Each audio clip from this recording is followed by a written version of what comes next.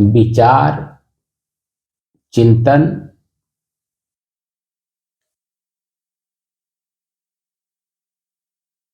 और समस्या का समाधान कब होता है?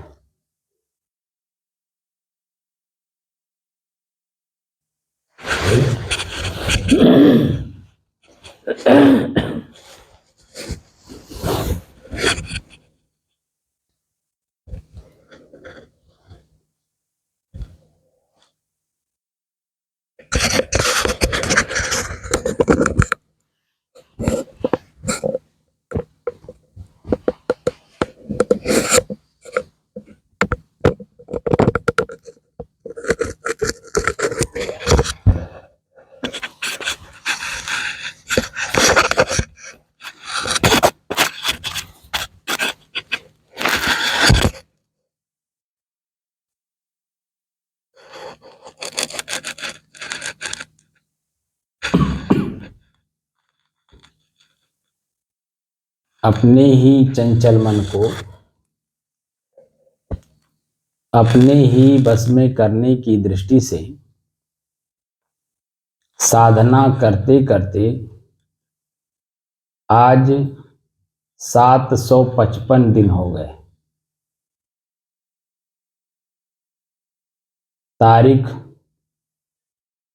1 दिसंबर सन 2023। समय प्रातःकाल 8।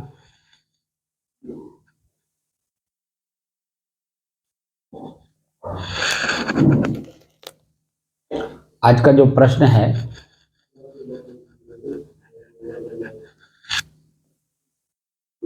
कि हमारे ही अंदर 3 चीजें कब लागू होती हैं? विचार, चिंतन और समस्या का समाधान। यही प्रश्न पूछा हो ना जी। तो सबसे पहले तो समस्या क्या है?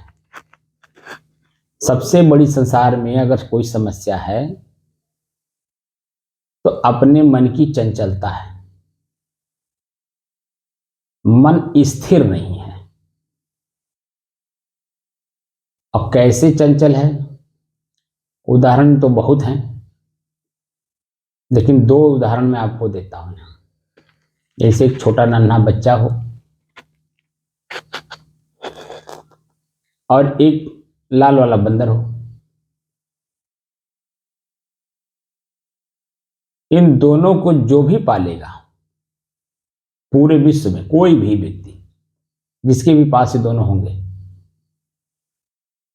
वो पालने वाला व्यक्ति ये कहे कि वो चित्त से शांत रहे, मन से शांत रहे, थोड़ी देर शांति से बैठ ले, स्थिर हो जा, क्या ये संभव है? नहीं। तो मन के होंगे, दोनों चंचल मन के होंगे। वो दोनों आपको क्या जाने कि आप क्या चाहते हैं जी। वो दोनों तो ये चाहते हैं कि मैं क्या चाहता हूं जी। भाई बच्चा है तो उसके मन में जो आएगा वही करेगा। अब बंदर भी है, उसके मन में जो आएगा वही करेगा। आपके शुद्ध है, आप ही के साथ, आप ही के गोद में, आप ही से जुड़ा हुआ है, लेकिन आपको नहीं चाहता, बल्कि वो चाहता है ये भी मेरे जैसे रहे। बच्चा अगर खेलता है तो अगर बच्चे जैसा स्वभाव आपका नहीं है, भले शरीर आपका बड़ा है, अगर बच्चे जैसा स्वभाव नहीं है तो बच्चा आपकी गोद में नहीं जाएगा। जाएगा? नहीं जाएगा। इसका मतलब है कि वो भी चाहता है कि मेरे जैसा बच्चा बन जाए।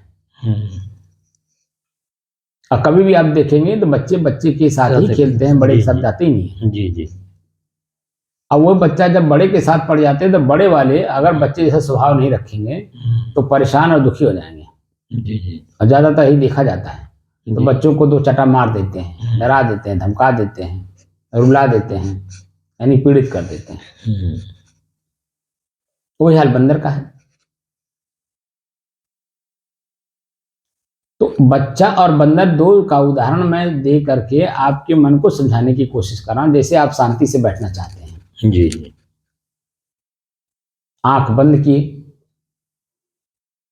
अब इतनी बातों को ये खुराफात ला करके सोचता रहेगा, जिन बातों को जिस समय में मन सोचता है, ठीक है, उस समय में उसी चीज को सत्य दिखा करके वो स्मृति में लाता है, ख्याल में वही बात लाता है, जो भी बातें आ जाए उसी को सत्य मान लेता है कि इसके अलावा संसार में कुछ है ही नहीं। जी। और जैसे 2 मिनट के बाद वो भूलता है, फिर दूसरी बात को याद करता है, तो पहले वाली जो संसार में सबसे बड़ा सत्य है, सब उसके सामने कुछ नहीं है, वो जैसे भूलता है तैसे उसके साथ दूसरी जो बातें आ जाती वो समझता है इसके अलावा कुछ नहीं है। तो बंदर और बच्चे के स्वभाव में ही मन है, और हम इसी के साथ शांति से रहना चाहते हैं, तो कैसे होगा? तो इसी बंदर को और इसी बच्चे को हमें अपने अनुकूल बनाना होगा। हमें उसके अनुकूल नहीं बनना होगा, उसे हमें अपनी तरह बनाना होगा। तो क्या करना होगा? उसको हल्का सा भयभीत करना होगा, डराना होगा, धमकाना होगा, जरूरत पड़ने पे 2 चांटे भी मारने पड़ेंगे, तब वो डरेगा। और आप जितनी देर बैठना चाहते हैं उतनी देर वो भी चंचल तो अंदर से रहेगा, लेकिन शरीर से आपको परेशान नहीं करेगा। ठीक बातें अपने मन की है जी। हम विचार करना चाहते हैं किसी एक विषय पे। भाई समस्याएं तो आज हजारों रहती हैं। मानव जीवन है, पारिवारिक जीवन है, सामाजिक जीवन है, हजारों समस्या हैं। तो समस्या का समाधान तो शांत मन में ही तो विचार उत्पन्न होते हैं, तभी तो होत मिलता है जी।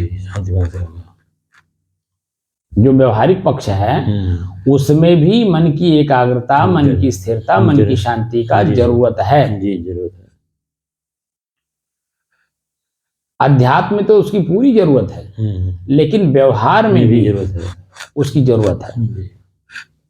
अगर आप उतावले मन से, चंचल मन से, परेशान मन से किसी भी काम को करेंगे तो उसमें सफलता मिलती है? नहीं मिलती है।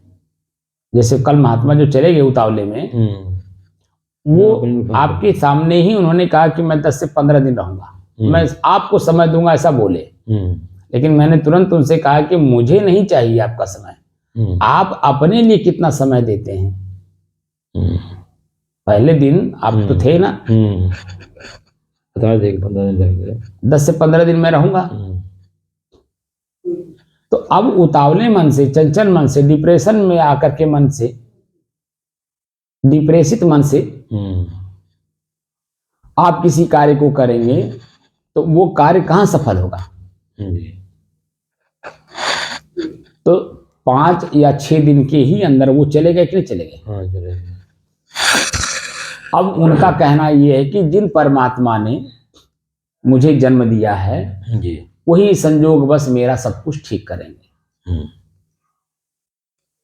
तो परमात्मा ने तो आपको सुंदर शरीर दे दिया, सुंदर समाज दे दिया, सुंदर चरित्र दे दिया, सुंदर लोगों के पास रहने के लिए आपको एक स्थान दे दिया, एक पहचान दे दिया, एक रूप, एक भेष दे दिया। अब इसके अलावा करना तो आप ही को है ना, उसको सुरक्षित रखना, उसको प्रयोग करने की कला, जानने की कला, उस समाज में उठने बैठने की कला, अब तो आपको करना होगा ना जी। भाई हम किसी भी समाज में हो, सब मिला करके आपकी अपनी ही व्यवहार शैली से वहां किसी भी समाज में हो, किसी भी समाज का मतलब किसी भी समाज में, अब उसमें नाम क्या लें, तो किसी भी मतलब कोई भी आ गया, सभी समाज आ गए, वहां आपके ही व्यवहार से आपका मान सम्मान अपमान वहां होगा ना जी। तो आप कुल मिला करके आप स्वयं दोषी हुए कि नहीं? परमात्मा दोषी कहाँ है उसमें जी। अगर मान लीजिए कोई परमात्मा है भी, हमारे शरीर को बनाया, हमें दिया, सब कुछ किया, तो उसका क्या दोष है? उसने तो हमें जो उसके पास था दे दिया, वो पूरा अपनी चीज दे दिया जी। अब उसके आगे का काम तो हमें स्वयं करना है ना जी। भाई जो व्यक्ति जिस किसी व्यक्ति से कुछ लेता है तो लेने वाले का भी तो अपना कर्तव्य बनता है कि नहीं बनता है जी। तो परमात्मा देने वाले और हम लेने वाले, तो परमात्मा ने अपना काम बेचारे ने कर दिया, लेकिन क्या मैं अपना काम कर रहा हूं? नहीं कर रहा हूं। क्या ये विचार आया? कल सुबह मैंने क्या कहा? क्या हम कभी अपने आप से प्रश्न करते हैं? नहीं। कि मैं साधु क्यों बना? जी। मैं अपनी बात कर रहा हूँ। ऐसे सभी लोगों को अपने ऊपर विचार करना चाहिए। मैं आखिर यहाँ क्यों आया? जी। किस लिए आया? इन लोगों की संगत में मैं क्यों आया? जी। पहले वाली संगत को त्याग करके इस संगत में मैं क्यों आया? पहले संगत में हमें क्या मिला जी। और उसको त्यागे तो इस संगत में हमें क्या मिलेगा जी। और क्या लेने के लिए इस संगत में मैं आया हूं जो इनके पास है उस पहले वाली संगत में नहीं है। तब तो आए थे भी। पहले वाली संगत हमारी थी, कोई बीड़ी पीता था उसके साथ बैठ जाते थे, कोई सुरती खाता उसके साथ बैठ जाते थे, कोई सिगरेट पी रहा उसके साथ बैठ जाते थे। भले ना हम पिए, भले हम सुरती ना खाएं, भले हम पुकार ना खाएं, लेकिन हम उस संगत में बैठ रहे हैं ना। बैठ रहे हैं तो उसका जो असर है पड़ेगा ही। वो मेरे जीवन में पड़ने लगा। और जब मैंने उसका असर देखा तब मैं उसको त्याग किया। तो एक अच्छे सज्जन व्यक्ति के साथ बैठना चाहा, विचारवान, आचरणवान, सामाजिक व्यक्ति। अब उसमें साधु भी आते हैं, अच्छे व्यक्ति भी आते हैं, भक्त भी आते हैं, विद्वान भी आते हैं, सभी लोग। सज्जन में तो सभी लोग आ गए।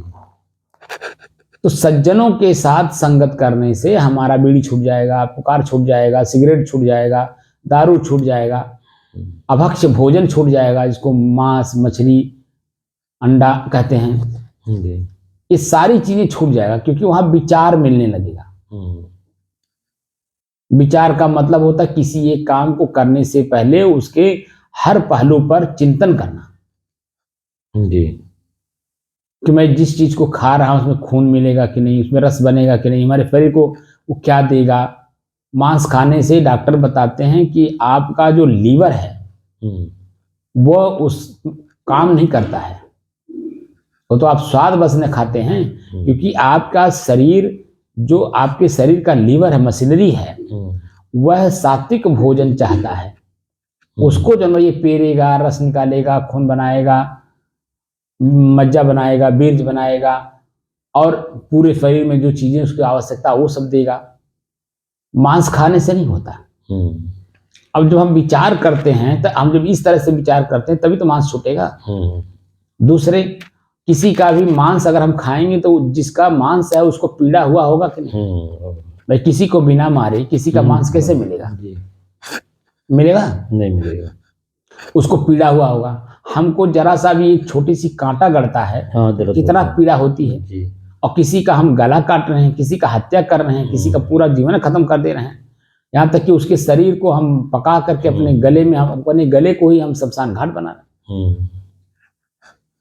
इतना सब, ये सब विचार हैं। उससे आपके जीवन में जो बुरा असर पड़ रहा था, चित्तवृत्तियां चंचल हो रही थी और आगे चल करके उसका क्रिया का प्रतिक्रिया जो करने होने वाला था उससे आप बच जाएंगे। परिक्रमा जो मैंने बताया था, क्रम और परिक्रम दो शब्द हुआ ना, परिविशेषण लगाया। क्रम, क्रम माने सीरियल, अंग्रेजी में सीरियल बोलते हैं। 1 2 3 4 5 6 7 8 9 10 11 12 13 जो सीरियल है, उस सीरियल को तोड़ने के लिए बताएगा परिक्रमा। परिक्रमा का मतलब खाली घूमना नहीं होता है। आपने जो पहले क्रिया कर चुके हैं उन क्रियाओं का प्रतिक्रिया जो आपको मिलने वाला है, तो प्रतिक्रिया तो मिलेगा क्योंकि आप कर्म कर चुके हैं, लेकिन वर्तमान में उसको सहन करने की क्षमता रखो ताकि आपसे दोबारा वो कर्म ना होने पावे। मैं कई बार उदाहरण दिया था, मान लो कोई गाली दे रहा है तो सुन करके सहन करने की क्षमता रखिए और अपने मन को उसके शब्दों पे मत ले जाइए, बल्कि अपने व्यवहार पे, अपने चिंतन पे रखिए जो आपका अपना लक्ष्य है। जो लक्ष्य बना करके आप काम कर रहे हैं उसी लक्ष्य पे अपने मन को रखिए। तो उसकी बात आप पूरी सुनेंगे ही नहीं। तो जब सुनेंगे नहीं तो मन को कष्ट होगा नहीं, तो सहन करने की क्षमता बढ़ जाएगी। और सहन करके आप अपने काम में लगे रहेंगे। 1 दिन बीता, 2 दिन बीता, 4 दिन बीता, 10 दिन बीता, महीना बीता, सालों बीत गया, तो जो गाली दिया है उसके अपने भी तो पास चिंतन है, मन है, चिंतन हो गए। तो वो जो दिया था उस पर वो चिंतन करेगा। चिंतन करेगा तो चिंतन मैंने विचार करेगा कि मैं उनको क्यों गाली दिया। वो तो एक शब्द भी नहीं बोले, किसी के कहने से मैंने दे दिया। वो व्यक्ति सही था कि ये व्यक्ति सही है? ये तो बेचारे मेरे लिए कोई अहित का कार्य किए ही नहीं, मेरा कोई नुकसान नहीं पहुंचाए, बल्कि अपने काम में लगे हैं। मैं झूठा वहां बोल रहा था, भैंस आगे बीन बजाया भैंस बैठ पौरा, मैं बोलता चला गया, वो बेचारे अपना काम करते रहे। तरह तरह के विचार जब आपके मन में पैदा हो निकलता है तो वही सालों जा करके आपके प्रति उसके मन में श्रद्धा जाग जाती है, प्रेम जाग जाता है, अपने आप जागता है, वो जगाना नहीं पड़ता है। लेकिन आप वहीं जब वो गाली दिया, आपने भी गाली दे दिया और प्रश्न कर दिया क्यों गाली दे रहे हो। जैसे ही प्रश्न आपने किया क्यों गाली दे रहे हो, तैसे उसका और बढ़ जाएगा। इसीलिए साधक को हम आम आदमी को तो नहीं कह सकते, लेकिन हमारी साधना में जो आए तो वो साधना उसकी इतनी परिपक्व होनी चाहिए कि कुछ भी हो जाए मन पर उसका बुरा असर ना पड़े। क्योंकि मन पे हम जब उस बात को लेंगे ही नहीं तो मन पर बुरा असर पड़ेगा ही। तो हमारी जो अपनी स्थिति है वो बनी यथावत ही बनी रही, जैसी है वैसी। तो ये जो मैंने आज करहु विचार जो सब दुख जाई, सदगुरु कबीर कहते हैं कि करहु विचार जो सब दुख जाई, परिहरि झूठा केर सगाई। सगाई का मतलब क्या होता है? जो व्यवहार में सगाई होती है उसका क्या मतलब होता है, जानते हैं? सगाई माने मतलब शादी जो बताते थे। हाँ, वही शादी ही जी। तो एक शादी होता है, एक सगाई होती है। सगाई का क्या मतलब? सगाई में ले आना, वैसे ले आते हैं, बिना शादी के ले आते हैं, सगाई कहते हैं। बिना शादी के ले आते हैं, अपना का शादी करते। शादी का मतलब होता है फ्रेश काम करना। लड़की लड़के का किसी से कोई संबंध नहीं है अलग से, तो उनका दोनों का एक साथ संबंध बनाया जाता है। लेकिन सगाई का मतलब होता है कि जैसे लड़की की शादी कहीं हुई थी, तो पति मर गया या छोड़ दिया या कुछ भी कोई कारण हो गया, वो खाली हो गई, दोबारा उसको शादी करना है तो जिसके घर जाएगी वो अभी वैसी तरह से होगा, उसको बोलते हैं सगाई। सगाई का जो स्थिति है वो ये है कि दोनों उसी तरह होंगे। लड़के का भी शादी हुआ हो, उसकी भी पत्नी मर गई हो या छूट गई हो या किसी कारण बस चली गई हो, वो भी खाली हो गया हो, और लड़की का भी वही हाल हो, उसकी शादी हुई हो लेकिन उसका पति मर गया हो या छोड़ दिया हो या कोई कारण रहा हो, तो दोनों खाली जो हो गए, अब दोनों का संबंध बनाना उसको सगाई बोलते हैं। तो हमारे मन की स्थिति भी यही है। कबीर साहब क्या कहना है? परिहरि झूठा केर सगाई। सगाई शब्द का प्रयोग यहां किया ना। हमारे मन के अंदर में जो सगाई करने की स्थिति है, जैसे पहले हम कहाँ थे, माता पिता से संबंध बनाए, माता पिता से प्रेम से बातचीत किए, उन्होंने हमको पाला पोसा बड़ा किया, किसी कारण से उनका हमारा संबंध टूट गया, हमने संबंध गुरु से बना लिया। समझे नहीं आप? माता पिता के स्थान पे ही तो गुरु आएंगे। तो माता पिता का जो पहले स्थिति हमारी थी प्रेम की, वो स्थिति हमारे गुरु में नहीं रहेगी, आएगी लेकिन रहेगी नहीं, क्योंकि बनावटी है और वो स्वाभाविक है। बात समझे कि नहीं आप? अंतर होगी, अंतर होता है कि नहीं होता है? भले गुरु माता पिता के स्थान पे आ रहे हैं, लेकिन जो माँ और पिता का अंदर से जो भावना होती है वो स्थिर और अस्थायी होता है। वो प्रेम, क्योंकि माँ जब जन्म देती है तो जन्म से बच्चा माँ को देखता है ना, और जन्म से ही पिता को देखता है, कि नहीं देखता है? बच्चा जो है जन्म से ही तो माँ और पिता को देखता है, तो उसके अंदर में जो भावना है माता पिता के प्रति, वो गुरु के प्रति कहाँ रहेगी? क्योंकि गुरु तो बहुत दिन के बाद दर्शन दिए। माता पिता के बाद गुरु का नंबर आएगा? नहीं, अभी हमारी बात आप समझे नहीं जी। नंबर कहाँ आता है? कुछ भी नहीं होता है, वो तो हम लोग मान लिए हैं, ऐसा कर लिए हैं, तो व्यवहार में बना लिए हैं। नंबर किसी का नहीं आता है जी। यहाँ तो हमारी बात को समझने का प्रयास करिए। सगाई का मतलब होता है, जैसे मैंने बताया। हाँ, सगाई मान लिया ना आपने? ठीक वही स्थिति हमारे मन की है। हमारा मन जब मन बना कैसे? आंख ने देखा तभी तो मन बना, कान सुना तभी तो मन बना। तो मन अस्थायी रूप से तो माता पिता से जुड़ा हुआ है ना, क्योंकि वो जन्म से ही माता पिता को देखता है। जब तक माता पिता रहेंगे या हम जब तक रहेंगे तब तक आंखें माता पिता को ही तो देखेगी। अब माता पिता के पास पहुंचने से बच्चे को कितना रिलैक्स मिलता है।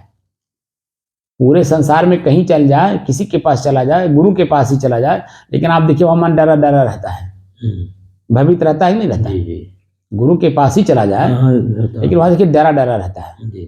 लेकिन माता पिता के पास पहुंचने से क्या मन डरता है? नहीं डरता, निर्द्वंद रहता है, निर्द्वंद हो जाता है ना। ये बारीकियां कैसे समझ में बात आएगी? जब हमारा मन एकाग्र होगा, स्थिर होगा और शांत चित्त से जब हम इन सब चीजों पर चिंतन करते हैं, तब न बातें हमें समझ में आती है। और समझ ही हमें बढ़ानी है।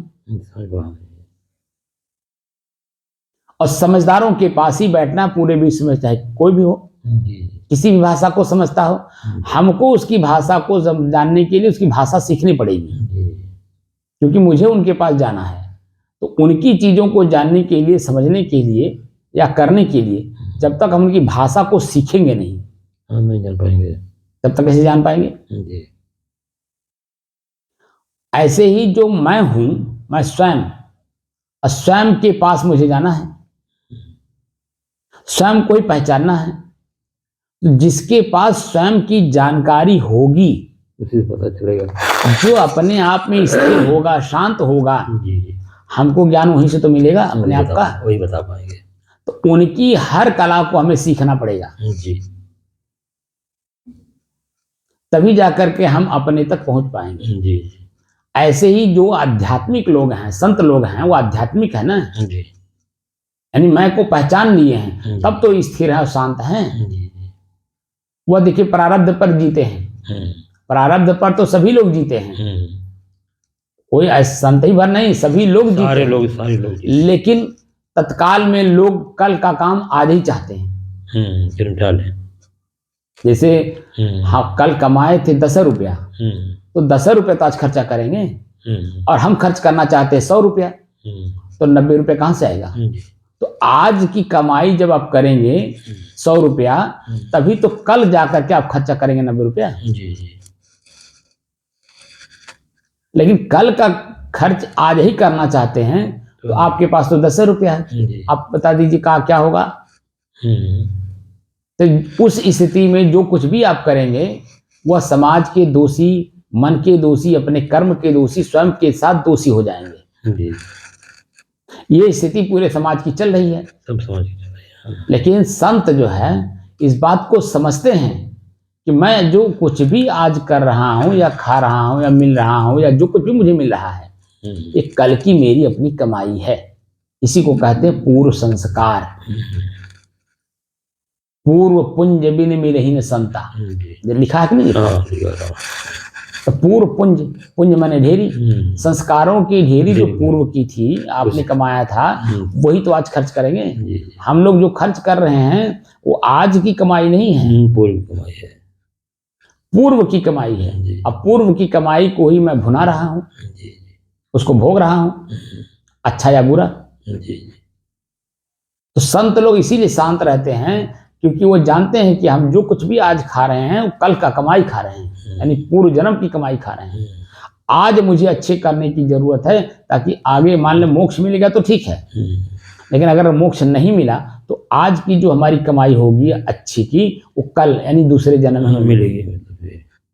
इसीलिए जो जिसको लोग आडंबर कहते हैं, इनकी समझ वहां नहीं है, चंचल मन से किसी चीज को देखना चाहते, जानना चाहते, समझना चाहते हैं, तो वो गहराई कैसे जान पाएंगे? जी भाई कल की चीजें हमें ही खाना है जी, और आज की चीजें फिर कल के लिए रखना है। जी तो जब हम कल का जो है वही तो मैं आज खा रहा हूँ, जी, आज कहीं भी मैं हूँ, किसी भी पद पर हूँ, हाँ कहीं भी, कल के लिए, कल की कमाई से हूँ। जी जी, और आगे अगर मेरा वो उसको बरकरार रखना चाहते हैं तो पहले वाली स्थिति को आज बरकरार रखिए तो आगे बरकरार रहेगा। हाँ कमाई करना पड़ेगा, वही कमाई बरकरार रखना पड़ेगा ना उसे। तो बरकरार रखने के लिए जो पोस्ट मेरा है, संत का पोस्ट है, तो संत का जो चाल चलन है, व्यवहार है, बोली है, भाषा है, उसे मुझे यथावत अपने जीवन में रखना होगा। जी तभी तो कल मैं सुरक्षित रहूंगा। जी, आज मैं कल का सुरक्षित रखा हूं तभी देखिए मैं बोल रहा हूं। जी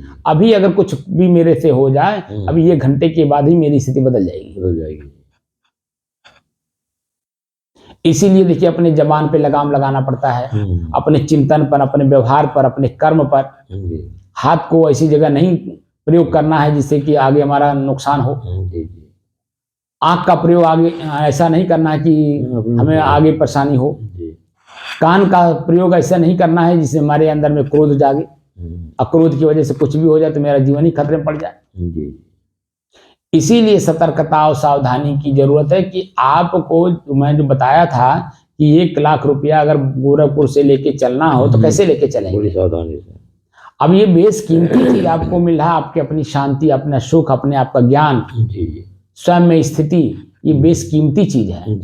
अब इसको सुरक्षित रखना है तो अपने ही आंख पर कंट्रोल रखना होगा, अपने ही कान पे कंट्रोल रखना होगा, अपने ही हाथ पे कंट्रोल रखना होगा, अपने ही पैर पे कंट्रोल रखना होगा, अपने ही जीभ को कंट्रोल रखना होगा, स्वाद हो या शब्द हो, अपने भूख पर, अपने प्यास पर, अपने नींद पर, यानी अपने शरीर के हर क्रियाओं पर अपने आप का कंट्रोल होना चाहिए। जरा सा भी विचलित आप हुए तो उसका वो जो एक्सीडेंट होगा वो उसका जो खामियाजा है वो आप ही को भुगतना होगा। जो आपकी अपनी जो वर्तमान की स्थिति शांति की बनी है वो नहीं रह जाएगी, वो बिखर जाएगा। तो 3 चीजें मैं बोला हूं, विचार, चिंतन और समस्या का समाधान। तो ये तीनों कब होगा? जब हमारा चित्त शांत, एकदम बिल्कुल शांत होगा। और उस शांत चित्त से जब मैं किसी भी विषय पर विचार करूंगा या चिंतन करूंगा, विचार व्यवहारिक बात है और चिंतन आध्यात्मिक है। तो किसी भी शब्द पर, जैसे मैंने कोई ग्रंथ हम पढ़े और उस पर चिंतन किए, उस शब्द पर हम चिंतन किए और जिस लेखक ने उस ग्रंथ को लिखा, ठीक, उसकी भावना के अनुकूल जब हम हुए तो हमारी वृत्ति भी उन्हीं जैसी बन जाती है। और जब उन्हीं जैसी बन जाती है तो हमारी अपने स्वयं की स्थिति भी उन्हीं जैसे बनने लगती है, अपने आप बनने लगती है। वो चिंतन से होता है। और कोई भी समस्या जब आता है उसका समाधान तभी मिलता है जब आपका चित्त शांत हो।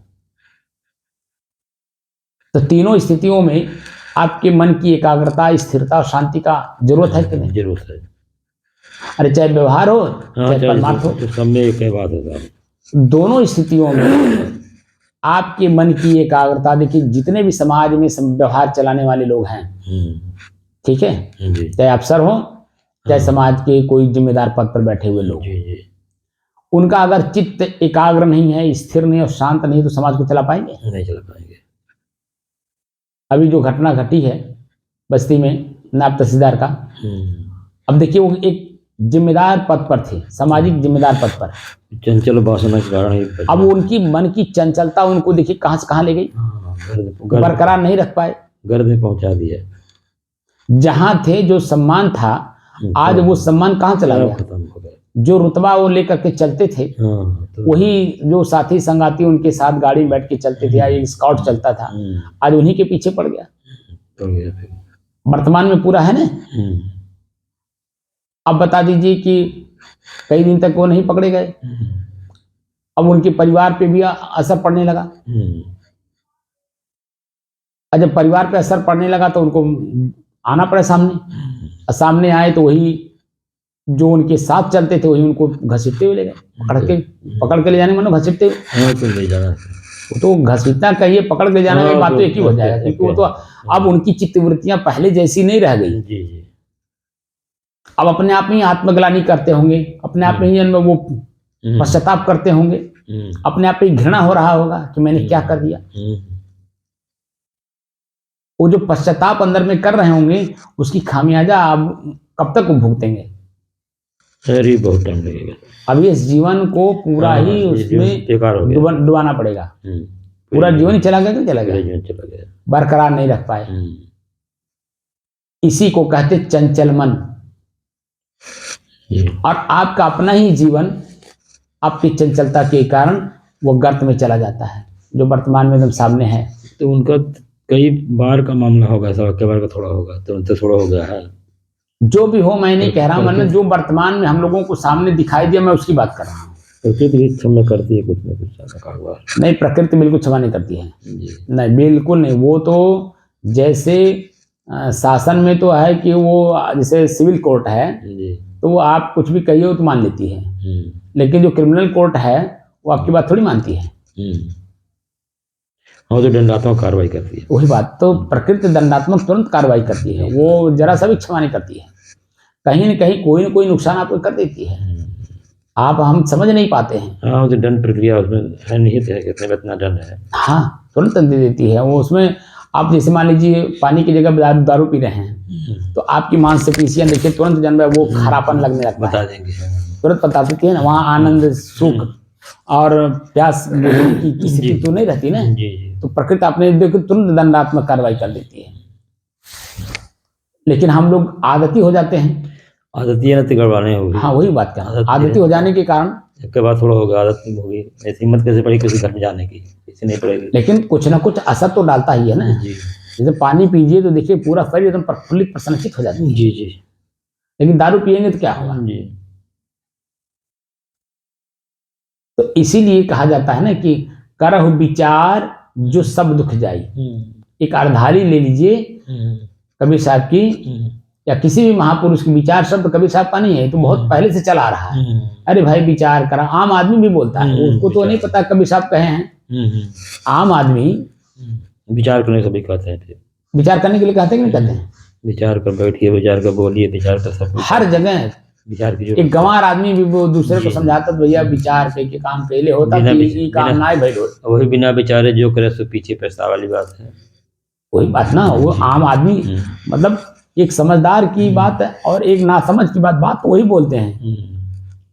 लेकिन जो हमारे अंदर में स्थिरता आती है वो स्थिरता के कारण ही विचार हमारा स्थायी रहता है जी।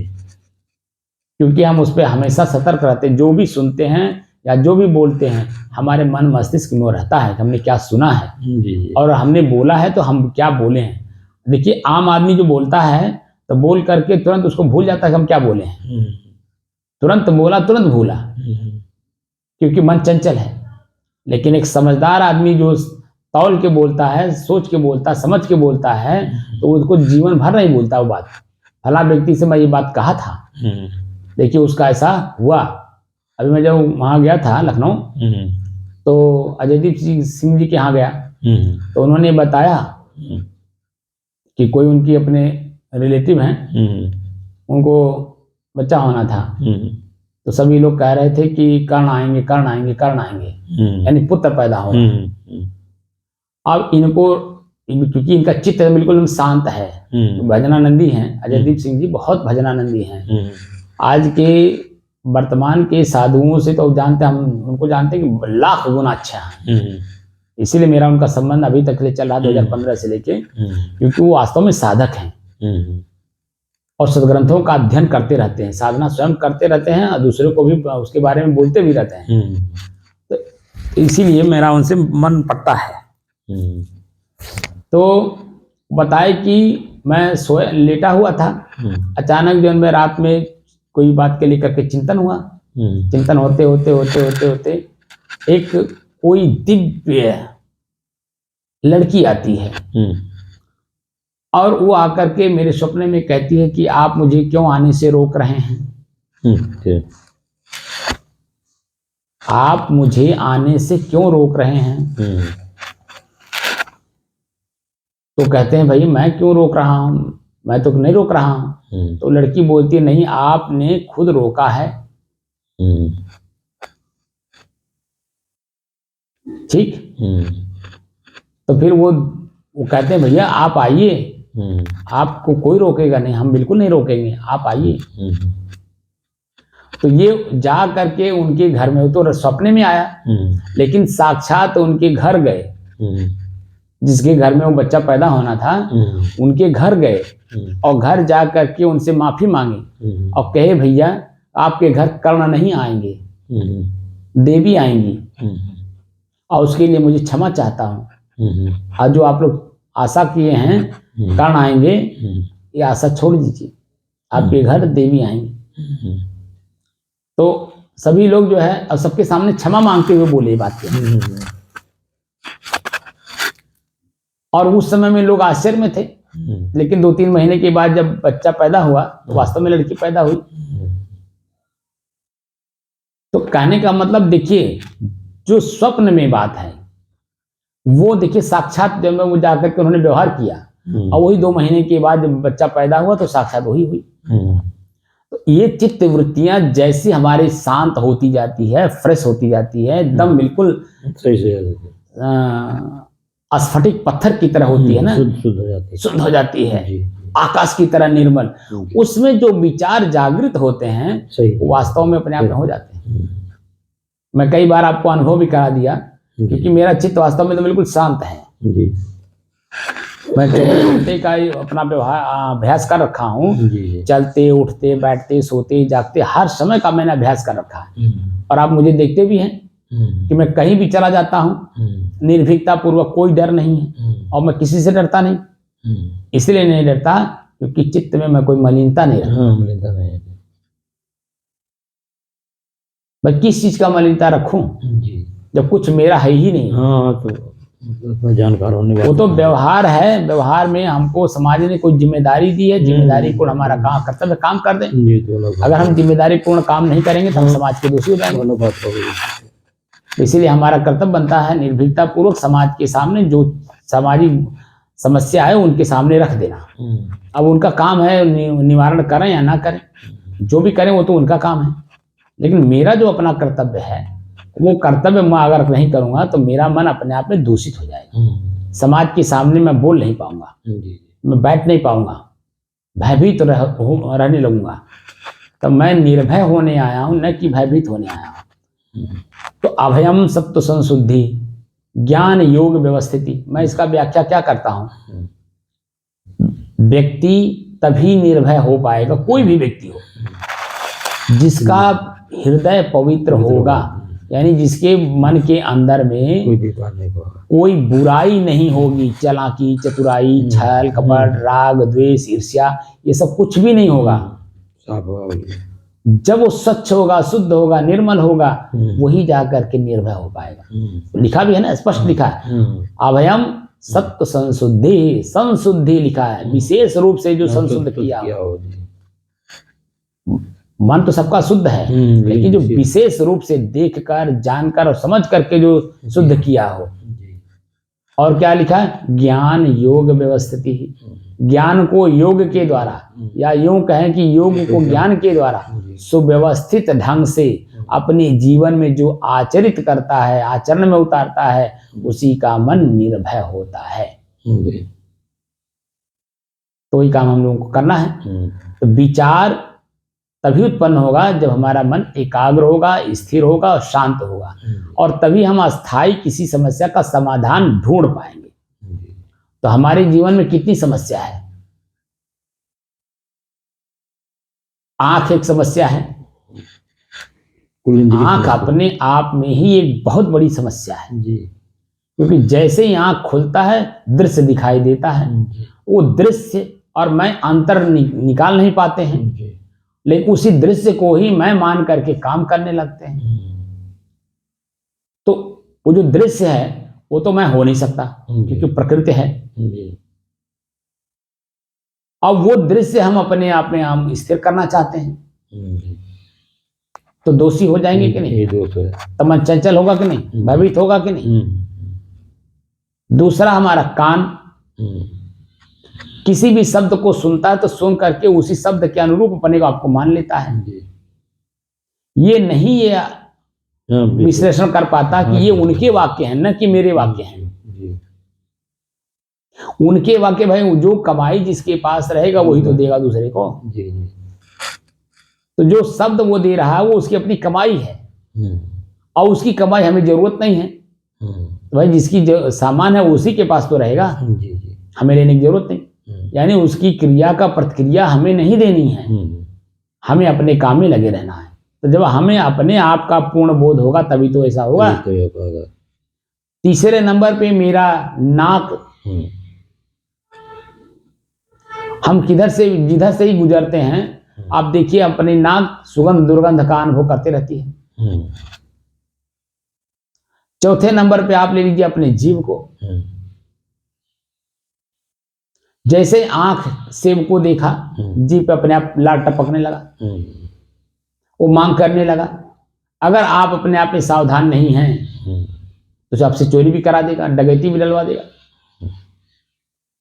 अब वो क्या क्या करवाएगा, क्या क्या विकल्प ढूंढवाएगा पता नहीं। दूसरे नंबर पे जीव में ही शब्द है। अगर मन मस्तिष्क में हम विचार पूर्वक अगर शब्द बाहर नहीं निकालते हैं तो चंचलता में जैसे निकालेंगे तो हमारा अपना ही शब्द सामने वाले को जब कान में जाएगा उधर से क्या प्रतिक्रिया आएगा कुछ पता है? भाई शब्द जो हम बोलेंगे सामने वाला सुन करके क्या प्रतिक्रिया देगा हमें कुछ पता है? इसीलिए अपने जबान को शब्द बोलते समय इसीलिए बोला जाता है शब्द संभारे बोलिए, शब्द के हाथ ना पाओ, एक शब्द औषधि करे, एक शब्द करे घाव। और जो सबसे महत्वपूर्ण है, जो जन्म मरण और इन चारों इंद्रियों का जो सबसे बड़ा दोषी है, अगुआ है, वह है हमारा शिश्नेंद्री। इसका जब कोई सामान सामने पड़ता है आप देख लीजिए कि पूरे शरीर को काम वासना से भर देता है, बुद्धि भ्रमित कर देता है और हम उसी के पीछे पीछे अपने पूरे जीवन को पतंगे की तरह जलता हुआ देखते हैं।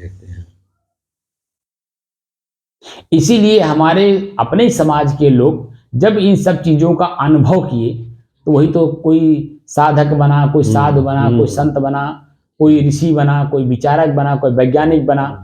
वो सब कोई जितने भी समझदार लोग हुए वो समझ पाए तो हम लोगों को समझाने की दृष्टि से वो लेख लिख गए, एक रास्ता बना गए। हाँ कि इसमें फायदा है, करो फायदा बता गए।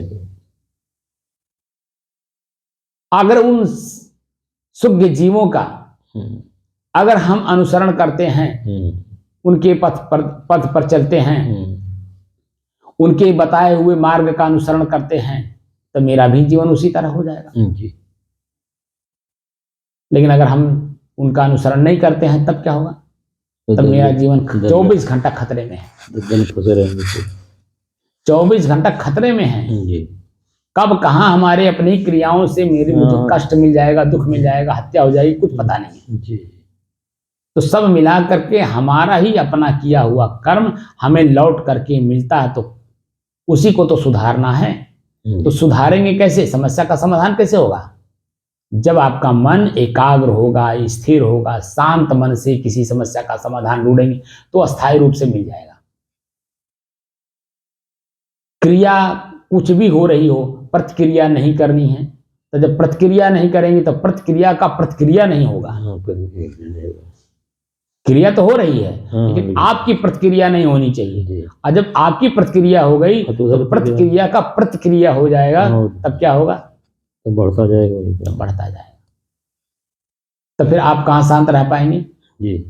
तब कहाँ निर्भय हो पाएंगे? अरे दिक्कत हो जाएगी। तब सुखी जीवन कहाँ रह जाएगा? आनंदित जीवन, प्रसन्नचित मन कैसे रहेगा? इसीलिए साधना करने की जरूरत। साधना का मतलब मैंने बताया था ना, बार बार अभ्यास। और किसका अभ्यास? जो मूल रूप से हमारे वेद, ऋग्वेद से लेके और अब तक हमारे संतों ने जो भी दिया, बहुत सारे साधन दिए हैं। जगह जगह पे अपने अनुयायियों को, लेकिन वेद से लेकर अब तक जो समझदार लोग हुए वो अपने ही श्वास को देखने की बात करते हैं। जी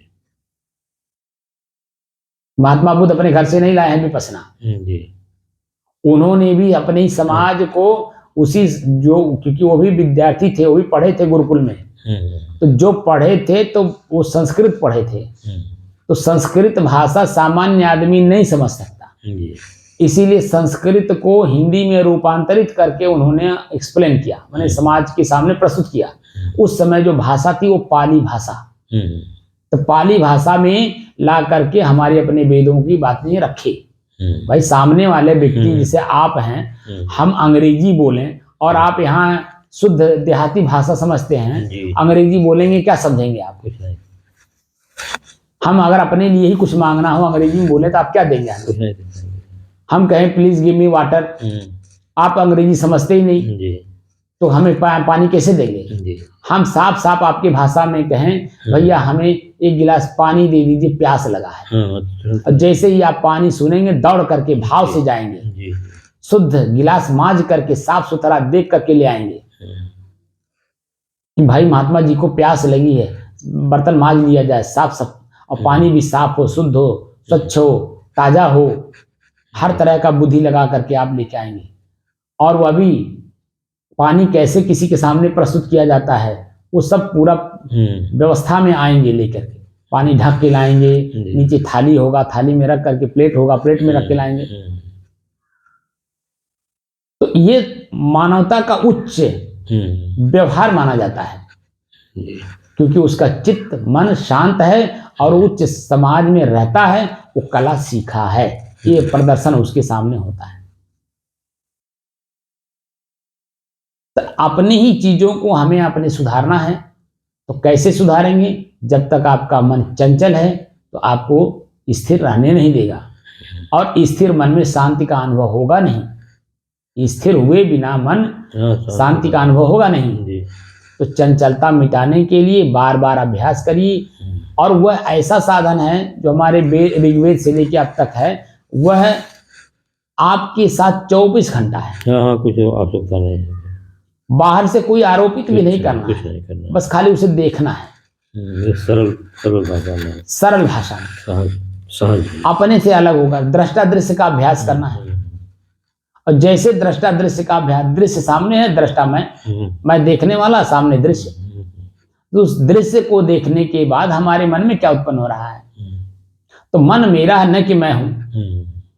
तो ये अंतर दिखाई देने लगता, धीरे धीरे अंतर समझते समझते समझते समझते मैं और मेरे का पूर्ण अंतर जब समझ में आ जाता है, तब हम अपने आप में अपने आप को स्थिर कर पाते हैं।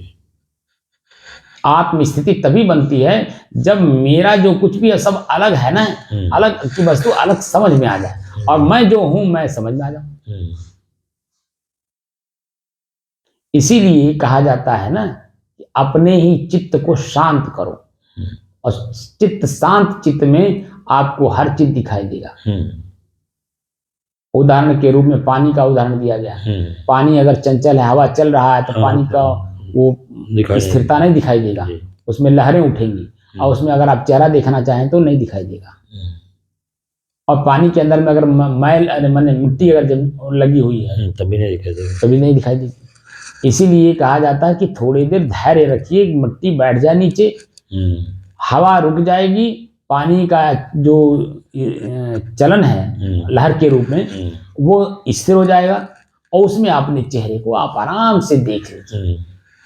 और जब चेहरे को देखेंगे तो अपने चेहरे में कहाँ दाग लगा है, किस तरह का दाग लगा है, काला है, पीला है, नीला है, हरा है, जो कुछ भी है, तो उसको आप साफ करने में कामयाब हो जाते हैं कि नहीं? तो अपना चेहरा बिल्कुल शुद्ध स्वयं आप कर लेते हैं। हमारे चेहरे पे क्या लगा है, जब स्पष्ट हमें दिखाई दे दिया तो हम उसको कपड़े से, पानी से, साबुन से धो करके साफ कर लेते हैं। एकदम साफ होकर के फिर दूसरे के सामने हम प्रस्तुत होते हैं कि मेरा चेहरा साफ है। निर्भय होकर के किसी के सामने जाते हैं, चाहे बच्चा हो, चाहे बूढ़ा हो, चाहे जवान हो, चाहे परिवार का सदस्य हो, चाहे समाज का कोई सदस्य हो, हम सबके सामने अपने चेहरे को निर्द्वंदता पूर्वक ले जा करके प्रस्तुत करते हैं। लेकिन अगर अपने आपको ये मालूम हो जाए कि मेरे चेहरे पे कुछ लगा है, जब तक नहीं लगा तब तक तो आप मान लीजिए कुछ जैसे भी हैं आप, लेकिन आपको मालूम किसी ने बता दिया कि भैया आपके चेहरे पे देखिए कहीं काला लगा हुआ है, इसको जरा साफ कर लीजिए। तुरंत आदमी साफ करेगा फिर। अगर आप जाके साफ कर लिए तो उसका मतलब है कि वो व्यक्ति बताने वाला भी खुश हुआ कि चलो हमने इनको बताया तो इन्होंने साफ कर लिया, तो फिर वो और उनसे बात करता है। लेकिन वहीं अगर वो प्रतिक्रिया के रूप में लगे रहने दो, तुम्हारा क्या जाता है, हमारे गाल पे न लगा है, हमारे चेहरे पे न लगा है, तुम क्यों बताने वाले हो, तुम कौन हो भाई। जब इस तरह से प्रतिक्रिया कर देंगे तो बताने वाला बेचारा सशंकित हो जाएगा, भयभीत हो जाएगा। हम तो इनके हित के लिए बताए और ये मेरे ही ऊपर चढ़ बैठे, भैया गलती हो गई, क्षमा चाहता हूं, अब नहीं कहूंगा भाई। तब बताइए उनसे उनके साथ आगे कैसे बात करेगा। तो परिस्थितियां हमारे स्वयं के चिंतन से, व्यवहार से बदलती हैं और वही बदलाव हमारे जीवन को आगे सुखी और दुखी करती रहती है। तो जब हम स्थिर रूप से रहेंगे, शांत रहेंगे, एकाग्र मन से काम करेंगे, तो हमारा अपना ही चित्त आगे, जैसे जो वर्तमान में है शांत है और निर्भीक है, वैसे आगे भी बना रहेगा। इसीलिए सावधानी और सतर्कता की जरूरत है। तो जीवन में कोई भी काम करिए, चाहे आध्यात्मिक हो चाहे व्यवहारिक हो, विचार पूर्वक, चिंतन पूर्वक और समस्या का समाधान करने की दृष्टि से मन को, अपने ही चंचल मन को एकाग्र करिए, स्थिर करिए और शांत कर लीजिए। और शांत मन में ही विचार उत्पन्न होते हैं, शांत मन में ही चिंतन भी होते हैं अच्छे, और शांत मन से ही जो है आपके समस्या का समाधान अस्थायी मिलता है। और चंचल मन से करेंगे तो ना विचार अच्छा होगा, ना चिंतन अच्छा होगा, ना आपका अस्थायी समाधान मिलेगा। काम चलाऊ काम तत्काल में आप कर लेंगे, लेकिन अस्थायी समाधान नहीं होगा। उसके लिए आपको अभ्यास करना होगा, अपने ही श्वास को अपने से अलग होकर के देखने का। और इसमें जितना आप समय दें, देखिए इसमें भी सावधानी बरतने की ये जरूरत है। श्वास को देखते समय जो साधक कभी नए हो रहे हैं या जो नए बनेंगे, आपके लिए निर्देशक ये है कि सुबह 4 बजे से लेकर 6 बजे के बीच में कर लीजिए। ये आपका अपना समय है। इसमें थोड़ा सा हिम्मत जुटाइए। नींद पूरी हुई कि नहीं पूरी हुई, मन में चिंता रखेंगे तो नींद भी पूरी हो जाएगी और समय से नींद भी खुल जाएगा। शाम को सोते समय आप हमेशा मन में बना के चलिए कि मुझे 4 बजे उठना है। ये मन में बना करके जब आप सोएंगे तो करेक्ट आपका नींद 4 बजे खुल जाएगा। आप थोड़ा सा फ्रेश हो लीजिए, मुंह धो लीजिए, आराम से बैठ जाइए और अपने श्वास को 15 मिनट से शुरू करिए। 15 लगातार 15 मिनट शुरुआत करिए तो 15 मिनट तक देखिए। अगर आप बढ़ा सके तो प्रतिदिन 5 मिनट बढ़ाइए। अगर ना बढ़ा सकें तो 2 दिन में बढ़ाइए, 3 दिन में बढ़ाइए, हफ्ता में बढ़ाइए, लेकिन 5 मिनट बढ़ाइए। धीरे धीरे जैसे जैसे आप समय उसमें देंगे, वैसे वैसे आपका ही अपना मन धीरे धीरे एकाग्र होने लगेगा, स्थिर होने लगेगा, शांत हो जाएगा। और फिर जैसे जैसे इसमें परिपक्वता आएगी, वैसे वैसे आपका जो कुछ भी व्यवहार होगा, आप जो कुछ भी करेंगे व्यवहार में, उसमें बदलाव अपने आप दिखाई देने लगेगा। क्योंकि आपका चित्त एकाग्र है, मानी एक ही काम को लगातार कर रहे हैं कि जब तक हमें सफलता नहीं मिल जाएगी हम इस काम को करेंगे। और उसमें कितने व्यवधान आएंगे? पहले तो आएगा आपका नींद, दूसरे आएगा आलस, तीसरे में आएगा जमुहाई, चौथे में आएगा भूख प्यास, तमाम तरह के आपके शरीर में ही पहले व्यवधान आएगा। उसके बाद फिर जो सामाजिक व्यवधान आएंगे। भाई सभी लोग आपके अनुकूल थोड़ी ना, हमेशा जो आप सोच रहे हैं कोई जरूरी है कि सामने वाला उसी सोच में है। जो आप कर रहे हैं कोई जरूरी है कि सामने वाला भी करेगा।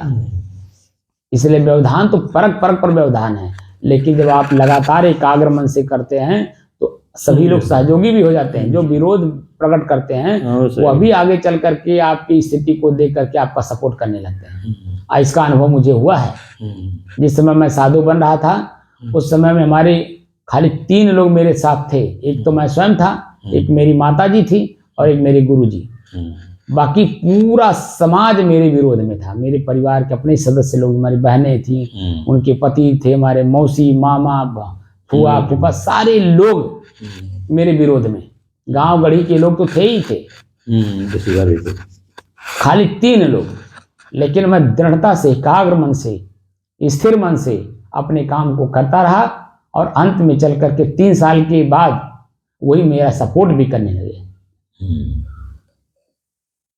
मार्ग अच्छा था इसलिए सपोर्ट करते हैं, क्योंकि मैं एकाग्र मन से था ना, स्थिर मन से काम कर रहा था और शांत मन से सोच सोच के कदम कर रख रहा था। बहुत सारी बुराइयां आई, बहुत सारे लोगों ने बहुत कुछ कहा, मुंह से बोल दिया, हाथ से कर भी दिया, शरीर ने हमारे बड़ा कष्ट सहा है। लेकिन मैं मन से, एकाग्र मन से काम कर रहा था, स्थिर मन से काम कर रहा था और विचार पूर्वक कर रहा था।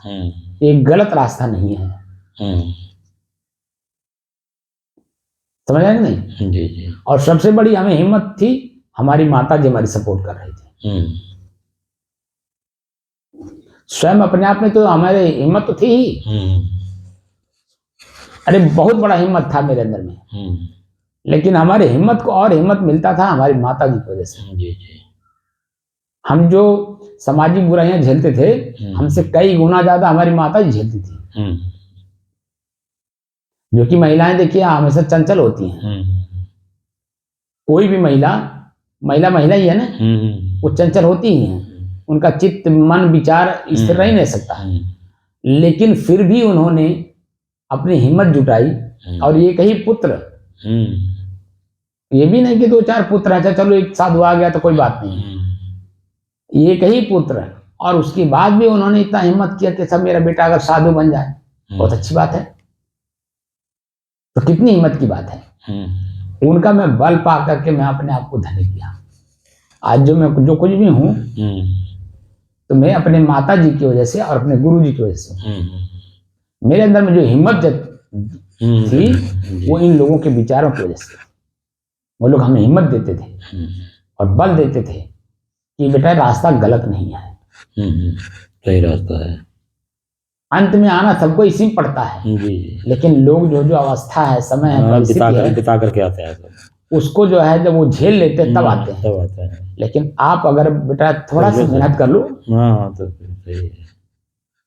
आगे का रास्ता आपका एकदम बिल्कुल साफ हो जाएगा। कोई बुराई नहीं रह जाएगी, कोई दुख पीड़ा नहीं रह जाएगा। अब वो मैंने किया। आज देखिए जो पारिवारिक जीवन का जो समस्या था उससे समाधान मिल गया। ना पत्नी आई, ना बच्चे हुए, ना हमें कोई झंझट है। दिन भर एक को बताइए, एक को बार में कोई हमारे भेजा को फ्राई करता हो।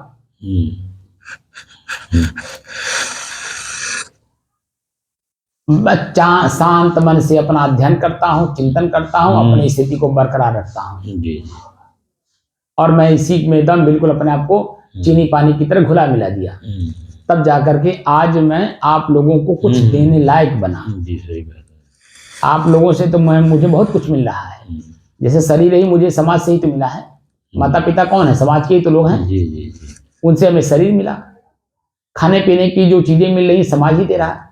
ओढ़ने पहनने के लिए, रहने के लिए जो कुछ भी मिला समाज ही दे रहा है। मेरे अंदर में जो ज्ञान उत्पन्न हो रहा है वो मैं किसको दे रहा हूँ? समाज को दे रहा हूँ। तो समाज हमें सब कुछ दे रहा है, लेकिन मैं समाज को क्या देने लायक था? कुछ भी नहीं। लेकिन नहीं, मैंने मेहनत की है और मेहनत करके जब मैं जो कुछ भी मैंने प्राप्त किया है अभी तक ले, आगे क्या प्राप्त करूंगा वो तो आगे देंगे। अभी तक ले मैंने जो प्राप्त किया है वो मैं आप लोगों को प्रतिदिन वीडियो बना करके मैं दे रहा हूँ। मेरे अंदर में जो शक्ति है वो आप लोगों को भी मिलना चाहिए, क्योंकि मेरे हर चीज पे आपका अधिकार है। क्योंकि भाई मैं खेती करता नहीं तो भोजन कहां से करूंगा? तो आप दे रहे हैं। कपड़ा मैं बुनता नहीं, पैसा है नहीं खरीदने के लिए, तो आप दे देते हैं। तो जो कपड़ा मेरे शरीर पे वो आप ही का है। मैं जो कुछ भी चिंतन कर रहा हूं आप ही लोगों को देख के कर रहा हूं। जो कुछ भी मैं अपने जीवन में बदलाव ला रहा हूं आप लोगों को देख करके बदलाव कर रहा हूं। तो जो कुछ भी मेरे पास है ना, वो सब कुछ आप ही लोगों का है और आप ही लोगों को वापस मुझे करना है। तब मैं अपने आप में खाली होऊंगा, तब मैं अपने आप में बिल्कुल संतुष्ट तृप्त रहूंगा। अब तृप्त के अलावा दूसरा कोई शब्द ही नहीं है। जी जी। देखिए, स्वरूप स्थिति भी अगर आपको मिल जाए और आप तृप्त ना हो तो स्वरूप स्थिति किस काम की? जी। तृप्ति अंतिम शब्द है जी, तृप्ति। उसके बाद उस विषय पर कोई चिंतन नहीं होता है, चिंतन नहीं हो जाएगा, हो जाएगी, वहीं खत्म हो जाता है। जी। वो स्थिर हो जाता है, स्थायी हो जाता है। तृप्ति हो गई तो फिर जरूरत है क्या? स्थायी हो गई। जी। तो मैं अपना जो काम कर रहा हूँ, मैं अपने लिए कर रहा हूँ, आप लोगों के लिए कर रहा हूँ। और आप लोग अगर अपने आप को अगर सुधार लें, जो कमियां हैं उसको धीरे धीरे के करके निकालने लगे। पहले तो एक एक करके पहले समझें, पहले तो मन को ही एकाग्र करें, स्थिर करें, शांत करें और उसमें अपनी समस्या का एक एक समस्या का समाधान करिए। दिन भर में देखिए कितनी समस्याएं आती हैं और सभी समस्याओं का समय समय से हम लोग समाधान करते हैं, तभी तो शाम को फिर सुख की नींद सोते हैं। अगर समस्या को समाधान ना करें तो सुख की नींद सो पाएंगे, निर्भय रह पाएंगे, परिवार में रह पाएंगे, समाज में रह पाएंगे? इसलिए जैसे व्यवहार में आप अपनी समस्या का समाधान करते हो, वैसे भीतर से भी अपनी समस्या का समाधान करिए। और वो समस्या आपका अपना ही बनाया हुआ, किसी दूसरे का भी नहीं है। जी। अरे भूख आपकी समस्या है, प्यास आपकी समस्या है, नींद आपकी समस्या है, शरीर में जो दुख दर्द हो रहा है वो आपकी समस्या है, क्योंकि शरीर ही आपका है। तो जो समस्या है आपकी अपनी ही है। आप अपनी समस्या का समाधान आप नहीं करेंगे तो क्या आपका समस्या कोई दूसरा कर देगा? अरे दूसरा कोई करेगा तो अपनी समस्या समाधान करेगा। भूख तो सबको लगता है, जी, अपना खाएगा वो। भोजन करेगा तो अपने लिए करेगा कि आपके लिए करेगा? जी। कोई भी व्यक्ति भोजन करता है उसके अपने स्वयं के पेट में जाएगा कि दूसरे के पेट में जाएगा? तो इसलिए अपनी समस्या का समाधान अपने स्वतः के विचार से शांत मन से करिए, ताकि हमारा वो चीजें स्थिर हो, स्थायी हो और उसमें हमें तृप्ति मिले। तृप्ति के अलावा हमें कुछ चाहिए ही नहीं। तो समस्या का समाधान करेंगे तभी तृप्ति मिलती है। कुछ समस्याएं ऐसी हैं जो जीवन के साथ रहती है, जैसे भूख, नींद, प्यास, आलस, जमुहाई, मान अपमान, ये जो हैं अंदरूनी, ये जीवन के साथ जाएंगी, जीवन के साथ रहेंगी, जीवन के साथ ही लेकर के समस्या पैदा हुआ है। इसलिए बड़ी सतर्कता के साथ, बड़ी सावधानी के साथ, शांत मन से, स्थिर मन से, एकाग्र मन से किसी काम को करिए, तो समाधान वो धीरे धीरे धीरे धीरे धीरे धीरे अस्थायी होता जाएगा। और उसमें आपको समय समय से अपने सारे कार्य को करते रहना है, लेकिन स्वच्छ रूप में, निर्मल रूप में, शुद्ध व्यवहार करना है आपको। अब कोई भी काम करना है तो प्रतिक्रिया के रूप में नहीं चाहना है कि ये इसका परिणाम हमें ये देवे करें। ठीक है भाई, मेरा कर्तव्य था, उनका वो कर्तव्य था, उन्होंने किया, मैंने अपना कर्तव्य किया। भाषा ये होनी चाहिए, मैंने अपना सिर्फ कर्तव्य किया, वर्तमान में हमें जो दिखाई दिया हमने किया और अपने चित्त की शुद्धि के लिए किया। अगर मैं ना करता तो मेरा ही चित्त यानी मन पश्चाताप में डूबता। मैंने कर दिया तो पश्चाताप में नहीं डूबेगा, बार बार उस पर हमारा मन नहीं जाएगा कि अरे उसको आप लमचूस दे दिए होते तो बड़ा अच्छा था, वो खुश हो गया होता, प्रसन्न हो गया होता, आपने नहीं दिया तो रो रहा था, दुखी था, पीड़ित था। जैसे बच्चे को आप अगर लमचूस नहीं दिए तो रोएगा, गाएगा, तो बार बार आपकी चित्त में वो बातें आएंगी, क्योंकि आंख ने उसके हर क्रिया को देखा है, मन बन गया है, और बार बार वही याद कराएगा। और वो जब दे देंगे तो बार बार मन उस पर नहीं जाएगा, तो फिर आगे दूसरे समस्या का समाधान करेगा। इसीलिए कोई भी काम करेंगे आप अपनी समस्या का समाधान करने के लिए, न कि समस्या को बनाना है। इसीलिए विचार पूर्वक, तो विचार तभी उत्पन्न होते हैं, चिंतन तभी आपके अच्छे होते हैं, या किसी भी समस्या का समाधान तभी होता है जब आपका मन एकाग्र हो, स्थिर हो और शांत हो। इसीलिए मैं ये तीनों चीजें पहले ही अभ्यास करवाता हूँ कि आपका अपना ही मन पहले एकाग्र हो, लगातार अपने श्वास को देखे, 1 घंटे तक, 2 घंटे तक, 24 घंटे तक अगर लगातार देख ले तो फिर पूछना ही क्या है। और चेतना में रह करके, वो भी नहीं कि जन बस सो जाए, हम श्वास देखते रहे बस, आप पता चला कि नींद आ गई। नींद भी व्यवधान है, आलस्य भी व्यवधान है। लगातार 24 घंटे तक अगर आप अपने श्वास को देखने का अभ्यास कर लें, ये जीवन इतना बड़ा सार्थक हो जाएगा कि पूछो मत। लेकिन कोई बिरला कर पाता है। 24 घंटा। कोई बात नहीं है, लेकिन कम से कम आपने जो व्यवहारिक जीवन है, जिस व्यवहार में आप हैं उसको समाधान करने के लिए अगर आपका चित्त मन एकाग्र नहीं है और शांत नहीं है तो कैसे समाधान करेंगे? बल्कि और समस्या आप बनाते जाएंगे, पैदा हो जाएगा। और समस्या बनाते जाएंगे तो आपकी जिंदगी और उलझन में जाएगी। तो आपका अपना जो मानव जीवन सार्थक करने के लिए मिला था वो निरर्थक चला जाएगा। बल्कि जो पहले का समस्या था वो समाधान आज करने के लिए मिला था, आज आपने और समस्या बना लिया आगे के लिए। तो समस्या न बनाइए, बल्कि समस्या का समाधान ढूंढिए। और समस्या का समाधान ढूंढने के लिए जो समस्या का समाधान कर चुके लोग हैं, जिसे संत कहते हैं, विद्वान कहते हैं, समझदार व्यक्ति कहते हैं, एक अफसर कहते हैं, जो अपनी समस्या का समाधान कर लिया, उसके साथ बैठ करके अपनी समस्या जब आप रखेंगे तो वो एक रास्ता बता देंगे, और जैसे रास्ता बताएंगे आप उसका अनुसरण कर लेंगे, आपकी समस्या का समाधान हो जाएगा। करना आप ही को है, आपका काम कोई दूसरा नहीं कर सकता, क्योंकि उसके भी पास अपनी समस्या है, वो अपनी समस्या का समाधान करने में लगा है। इसलिए कभी भी किसी के ऊपर डालने की जरूरत नहीं है, बल्कि स्वयं का समस्या समाधान करने के लिए स्वयं कर्म करना होगा, स्वयं चलना होगा, स्वयं चिंतन करना होगा, स्वयं शांत मन से विचार करना होगा, और ऐसे व्यक्ति का संगत करना होगा जिसके साथ मेरे समस्या का समाधान हो सके। ऐसे व्यक्ति के सामने अपने मतलब समस्या का व्यक्त नहीं करना अपनी समस्या को, कि जिससे हमारी समस्या और बढ़े। जैसे उदाहरण के रूप में आपको देता हूँ, जैसे आप डीएम से मिलने गए, आपकी समस्या डीएम से समाधान हो सकता है जी, और आप चले गए चपरासी से अपनी बात कहने लगे, या वहाँ के बाबू से कहने लगे। डीएम के अलावा कोई भी व्यक्ति वहाँ हो, वो समस्या का समाधान क्या करेगा? कलम उसके पास भी है, दिल दिमाग बुद्धि उसके पास भी है, कुर्सी उसके पास भी है, टेबल उसके पास भी है, सब कुछ है, लेकिन वो डीएम तो नहीं है ना। डीएम नहीं है, पावर नहीं है उसका। डीएम का मतलब पावर ही होता है ना। तो उस जो समस्या आपके पास है, उस समस्या का समाधान करने का पावर जो डीएम के पास है, और उसके अलावा आप किसी के सामने व्यक्त करेंगे, इसका मतलब है कि अपनी बात खोले, अपनी दीदा खोए, निरर्थक चला जाएगा कि नहीं। इसीलिए शांत मन से, एकाग्र मन से, स्थिर मन से आप डीएम तक पहुंचने का प्रयास करिए। जब आप प्रयास कर लेंगे, वहां पहुंच जाएंगे, अपनी समस्या रखेंगे, तो वो जो समस्या का समाधान आपको एक निर्देशन देंगे, उसका अनुसरण करिए, आपका समस्या का समाधान हो जाएगा। क्योंकि वो सही उपाय वही बता सकते हैं, सही कार्य भी वही कर सकते हैं, आपकी समस्या का समाधान भी वही कर सकते हैं, लेकिन करना आपको ही पड़ेगा धैर्यपूर्वक। क्योंकि तुरंत जाने से तुरंत समस्या का समाधान नहीं हो जाता है, तो समय भी लगता है।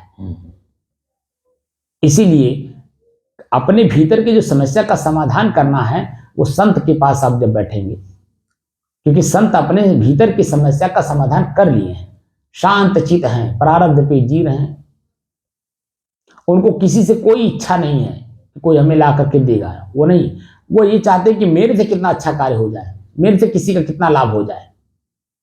तो जब जैसे मैं विचार दे रहा हूँ, मेरे विचार से आपका विचार शुद्ध हो रहा है, तभी तो आपके मन में भाव उत्पन्न होता है कि महात्मा जी को मैं क्या लाके दे दूं, अपने आप स्वतः उमड़ता है,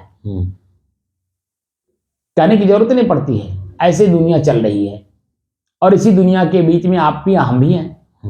अगर उस दुनिया के नियमानुसार हम चलेंगे, विश्व का एक नियम है, प्रकृति का एक नियम है, उस नियम से अगर हम चलेंगे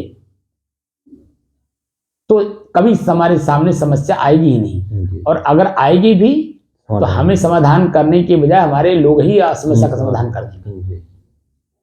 जैसे भूख लगा है, हमारे पास कुछ भी नहीं है, भोजन कोई भी लाके दे देगा। हमारे पास कुछ नहीं है, कपड़ा नहीं है, शरीर कांप रहा है, कोई भी कंबल दे देगा। ये सब बाहरी समस्या का समाधान सभी लोग कर सकते हैं, लेकिन अपनी इंद्रियों को हमारे बस में करने का काम कोई दूसरा कर सकता है? कोई नहीं करेगा। बोलिए, तो आप ही करना।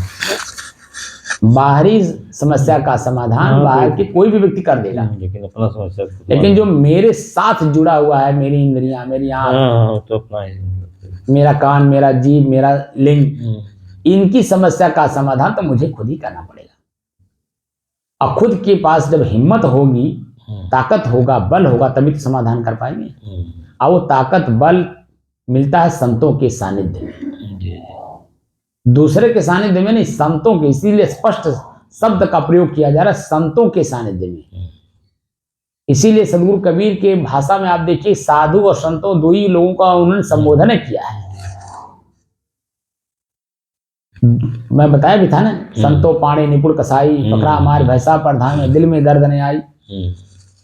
संतों घर में झगड़ा भारी। संतों के सभी जितने भी मतलब उन्होंने उनका संबोधन है वो साधु और संतों के लिए ही है, दूसरे किसी के लिए नहीं है। यानी जो अपने ही शरीर, इंद्रिय और उनके विषय को अपने बस में करने में लगे हैं उनके लिए, और जो करके स्थिर हो गए हैं उनकी स्थिरता बरकरार रखने के लिए उनको संबोधन कर रहे हैं कि भाई अगर जरा सा भी इधर उधर हो गए तो गड़बड़ा जाएगा, गड़बड़ा जाएगा।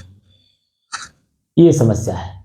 इसीलिए आज का जो विषय था वह है करहु विचार जो सब दुख जाई, अपरिहर झूठा केर सगाई। सगाई शब्द का भी हमने अर्थ बता दिया कि हम स्वयं से स्वयं कभी जुदा नहीं होता। माता पिता तो मान लीजिए जन्म के साथी हैं, कर्म के साथी तो नहीं है, हमारे शरीर में चिपके भी नहीं है, ठीक। तो इसीलिए उनका जो प्रेम है वो ट्रांसफर हो जाता है, गुरु के प्रति, पत्नी के प्रति, पुत्र के प्रति, धन के प्रति, समाज के किसी व्यक्ति के प्रति वो ट्रांसफर हो जाता है। लेकिन स्वयं का प्रेम स्वयं से कैसे ट्रांसफर होगा ये बताइए। स्वयं का कैसे होगा? स्वयं का नहीं ना होगा ना। तो स्वयं के प्रति जो है मोह प्रेम करिए, स्वयं के प्रति प्रेम करिए।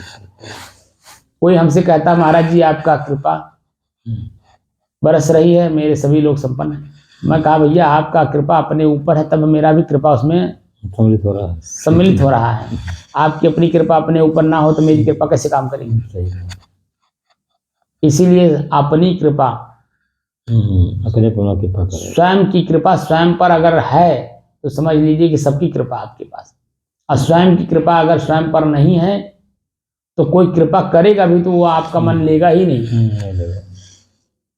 जैसे बताया तो गाल पे आपकी कालिख लगा है, दूसरा आपका हित चाहता है और धीरे से कान में बोलता है और तुरंत आप उसके ऊपर ही फायर हो गए तो कहेगा ठीक, तब क्या करेंगे? कृपा तो करना चाहता है लेकिन आप लेना नहीं चाहते, यानी स्वयं पर कृपा करना ही नहीं चाहते, अपने वो कालिख को साफ करना ही नहीं चाहते, भाई तो क्या करेंगे? तो दूसरा आदमी डर जाएगा, और डर जाएगा तो जो है, इसीलिए अपने जीवन को ही हमें सार्थक बनाना है, पूरे जीवन को सार्थक बनाना है। अभी तक तो जो चला गया कोई बात नहीं, अब से कम हम सतर्क रहें और सावधान रहें, और सतर्कता और सावधानी के साथ शुद्ध जीवों का अनुसरण करें, उनके विचारों का, उनके चिंतन का, उनके सदग्रंथों का पठन पाठन स्वाध्याय चिंतन मनन करें, और स्वयं की समस्या एक एक करके जानने का कोशिश करें, समस्या का समाधान करते रहें। एक ही समस्या समाधान होते होते एक दिन ऐसा होगा कि कोई समस्या रह ही नहीं जाएगा, सबका समाधान मिल जाएगा और आपका जीवन सुखी, प्रसन्नचित, आनंदित हो जाएगा। अपने ही श्वास को अपने से अलग होकर देखने का अभ्यास हम सभी लोग करें, और इसी में हमारा हित है, हित ही नहीं परम हित है, और इसी परम हित में मेरा मोक्ष है, यानी सभी समस्या का समाधान है। अगर आप अपने जीवन को समस्याओं से मुक्त करना चाहते हैं तो आपको इतना तो आपको करना ही पड़ेगा कि अपने श्वास को अपने से अलग होकर के देखिए, और अपने ही श्वास में जो कुछ भी हमें मिल रहा है वो अलग है, सुगंध भी अलग है, दुर्गंध भी अलग है, ठंड भी अलग है, गर्मी भी अलग है, शीतलता भी अलग है। मैं इसका दृष्टा हूँ, साक्षी हूँ, भोक्ता हूँ, मैं इसे देख रहा हूँ। लेकिन जिस समय में ठंडी का अनुभव होता है तो मालूम होता है कि मैं ही ठंड हूँ, जिस समय में दुर्गंध आता है मालूम होता है वही दुर्गंध ही मैं हूँ, लेकिन वह मैं हूँ नहीं, वो प्रतीत होता है मैं जैसा। और उसी भास को जो है हमें प्रतिभास करना है, यानी निकालना है, देखना है, जानना है, अलग करना है। और मैं जो अलग हूं इन सबसे, अपने आप को अलग कर लीजिए, और मेरे से अलग की जो चीज है, जो भी वस्तु है, चाहे सूक्ष्म हो चाहे स्थायी हो, वो है मेरे से अलग। चाहे ठोस हो चाहे सूक्ष्म हो, कुछ भी है तो मेरे से अलग। जी। जो अलग की वस्तु है अलग कर दीजिए, और जो शेष बचेगा वही मैं हूं। नींद अवस्था में, बार बार मैं नींद अवस्था का इसलिए उपयोग कर रहा हूं, नींद अवस्था में आपके अपने ठोस शरीर का ज्ञान नहीं रहता, कुछ नहीं रहता है, तो सूक्ष्म मन का भी नहीं रहता, कुछ नहीं, चित्त भी नहीं काम करता, कुछ कोई काम नहीं, बुद्धि भी निश्चय नहीं करती, और हाथ पैर से कोई काम तो होता नहीं। जी। तो उस समय की जो स्थिति है वही तो आपकी अपनी शुद्ध है, जी। विशेष रूप से शुद्ध वो आपकी अपनी स्थिति है। और उसी स्थिति को हमें जागृत अवस्था में देख कर, जान कर और समझ करके करना है, ताकि हमारा मोक्ष हो जाए। यानी हम समस्या से समाधान, अपनी समस्या का समाधान स्वयं कर सकें। आज जिस दिन हमारी समस्या का समाधान होता है उस दिन देखिए कितना रिलैक्स होता है। जी। सबसे बड़ी समस्या हमारे घर में हमारी बेटी है। बेटी पैदा हुई तब से लेके और जब तक वो उसकी शादी करके उसके घर हम लोग नहीं भेज देते हैं, हाँ, तब तक अपने पति के साथ वो नहीं चली जाती मेरे सामने, तब तक देखिए मन हमेशा भयभीत रहता है कि नहीं। लेकिन जिस दिन अपने पति के साथ वो विदा होती है हमारे घर से सबके सामने, विदा होने के बाद देखिए कितना रिलैक्स होकर के माता पिता बैठते हैं। जी। माता और पिता कितना रिलैक्स होते हैं, कितना आनंदित होते हैं, खुश होते हैं। वो स्थिति का वर्णन कोई कर पाएगा? कोई नहीं। यही है हमारे जो 5 इंद्रियां हैं, 5 इंद्रियों के जो 5 विषय हैं, इन्हीं का ध्यान करना है। ध्यान का मतलब इन्हीं की समस्या का समाधान करना है। हमारे ऋषि गलत नहीं है, ध्यानम निर्विषयम मनः जो कह रहे हैं वो सही कह रहे हैं, गलत नहीं कह रहे हैं, क्योंकि हमारा मन चित्त इन्हीं 5 की इर्द गिर्द घूमता है और यही हमारी समस्या है। और इन्हीं समस्याओं का समाधान संतों के पास है, ऋषियों के पास। ऋषियों ने, रिसर्चर नाम ऋषियों ने रिसर्च किया, इस पर खोज किया है, पूरा जीवन समर्पित किया है उसके लिए, तब जाकर के उसका समाधान ढूंढ करके हमें दिया है। और हम मूर्ख हैं जो सुनते हैं, पढ़ते हैं, लेकिन चिंतन नहीं करते हैं, उस लेवल पे अपने आप को ले जाके खड़ा नहीं करते, इसलिए उनकी भाषा को समझ नहीं पाते, इसलिए हम उनकी आलोचना करते हैं, उसको आडंबर बताते हैं, उसको समाज की बुराई बता। जो समस्या का समाधान है वास्तव में उसको हम लोग समस्या बताते हैं, क्योंकि हमारा चित्त मन चंचल है, स्थिर है ही नहीं, वहां तक हमारे सोचने समझने की क्षमता नहीं है। और जब तक वहां तक जाने की क्षमता आती है तब तक पता चला हमारा समस्या और बढ़ गई है, यानी समय वो निकल गया जो समाधान करने के लिए मिला था और समस्या और बढ़ा ली, तो वहां आपका क्या औकात है। तो चलिए वही दुख भोगते रहिए जैसे सब हमेशा से भोगते आ रहे थे। एक समय मिला था, एक अवस्था मिली थी, परिस्थिति मिली थी, और एक समाज का आपके सामने हित करने के लिए समाज के लोग भी आपके लिए तैयार थे, लेकिन आपने उसका दुरुपयोग किया। जैसे बताया ना मैंने, दुरुपयोग कहाँ आदमी करता है, गाल पे आपके कालिख लगा है, सामने समस्या आपके है, सामने वाला आपकी समस्या आपके कान में ही डाल दिया, भैया आपके गाल पे कालिख लगा, जरा धो लीजिए या कपड़ा से पोंछ के साफ कर लीजिए। 2 बात कहता है। अब अगर आपने उसकी बात मान ली और जाके मुंह धो लिए या कपड़ा से उसे साफ कर लिए, तब तो आपके वो सामने वाला भी आपको और जो समस्या आएगी उसको बताएगा, आपसे मिलेगा जुलेगा, बातचीत भी करेगा, प्रेम भी देगा, प्रेम लेगा भी। लेकिन आपने वहीं तुरंत दोनों फायर हो गए, काट देगा, तो समस्या समाधान करने के बजाय आपने और पनाह बढ़ा ली नहीं, क्योंकि वो दोबारा आपसे नहीं बोलेगा, तो आपकी समस्या जो की त्यों बनी रह जाएगी। इसीलिए संतों के पास जाइए, शुद्ध जीवों के पास जाइए, समाज के जो भी हमसे वरिष्ठतम लोग हैं उन सब की बात को सुनिए। वरिष्ठतम ही नहीं बल्कि जो हमसे छोटे भी हैं, अगर वो आचरण संपन्न हैं, उम्र में छोटे हों, ज्ञान में छोटे हों, धन में छोटे हों, किसी में भी छोटे हों, लेकिन वो आचरण संपन्न हैं, जिसे भक्त कहते हैं, साधु कहते हैं, संत कहते हैं, वो आपके सामाजिक जीवन से बहुत देखिए अलग होते हैं, लेकिन वो आचरण संपन्न होते हैं, और उनकी बात सुन करके आप अपनी समस्या का समाधान कर लीजिए।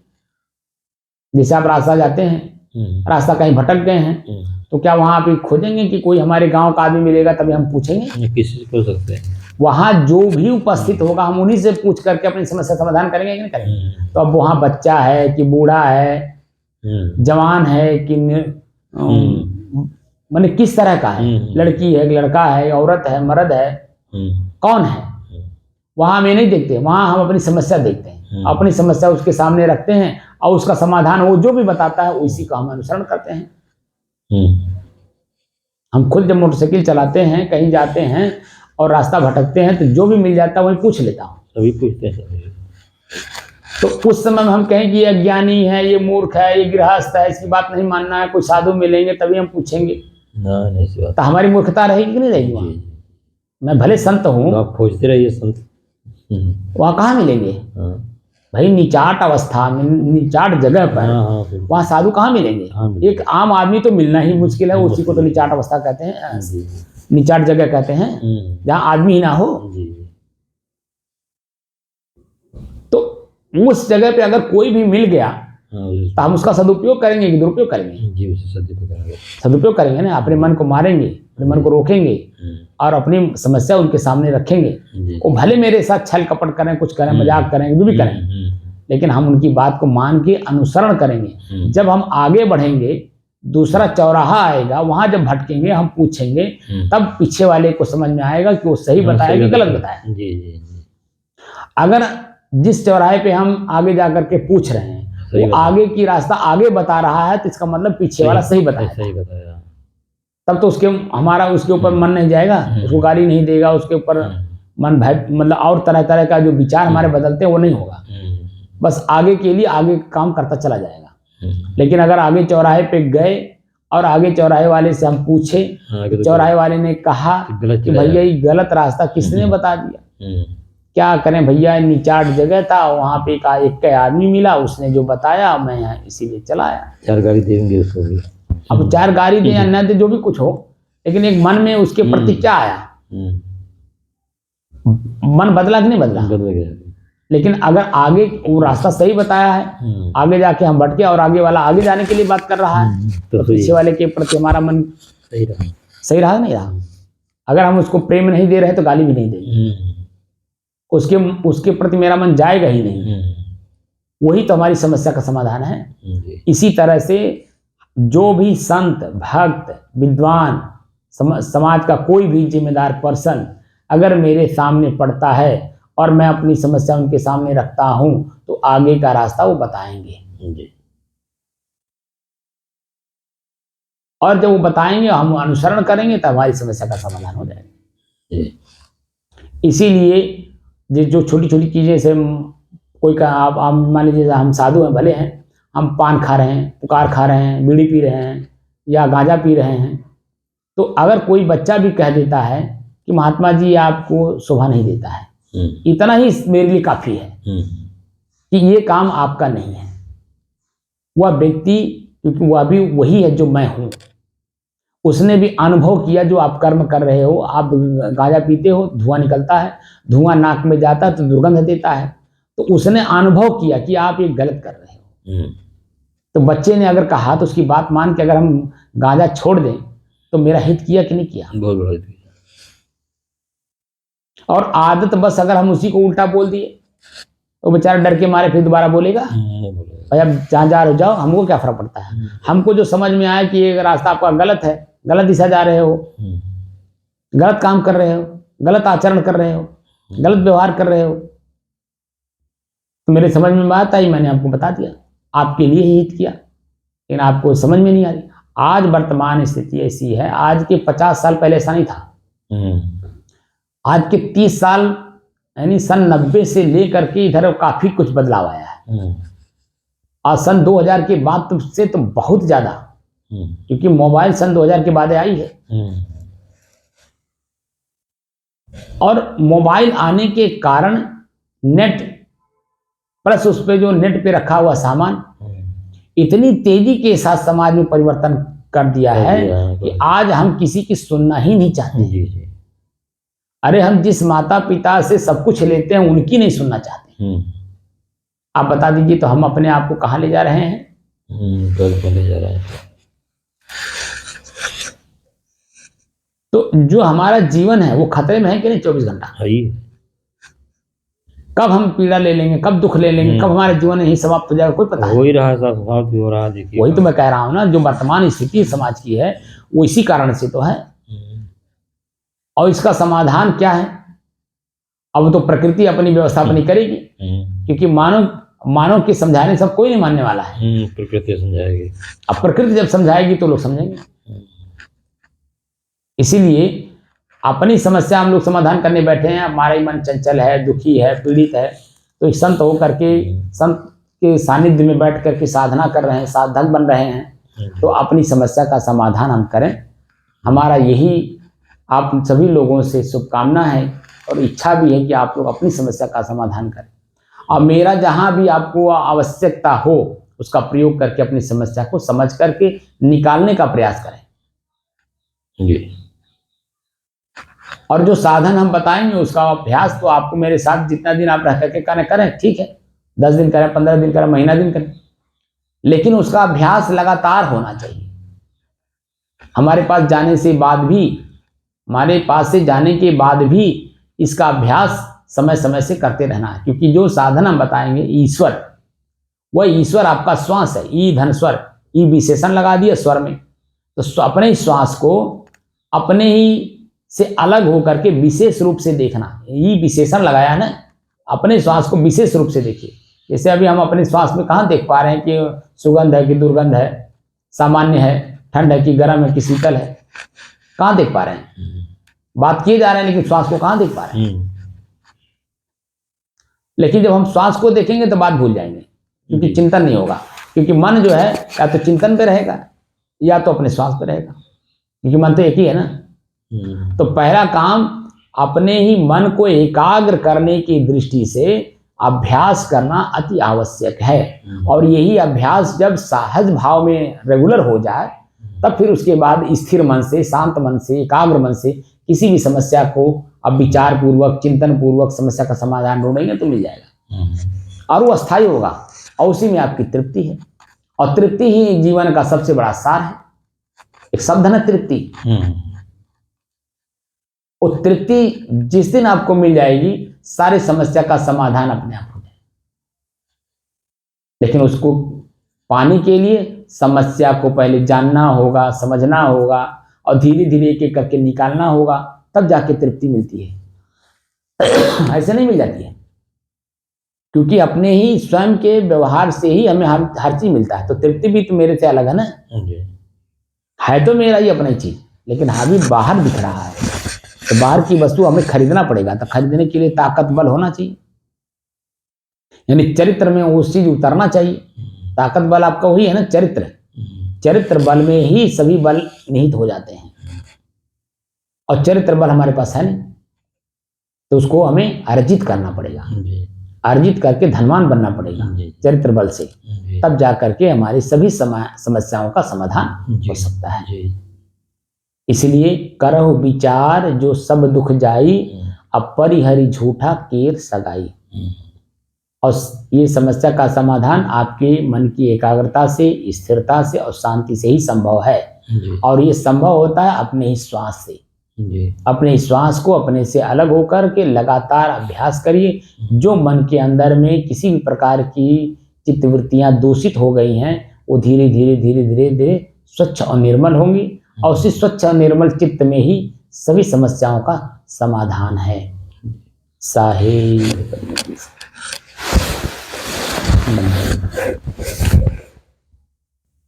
कुछ बात समझ में आ गई? जी।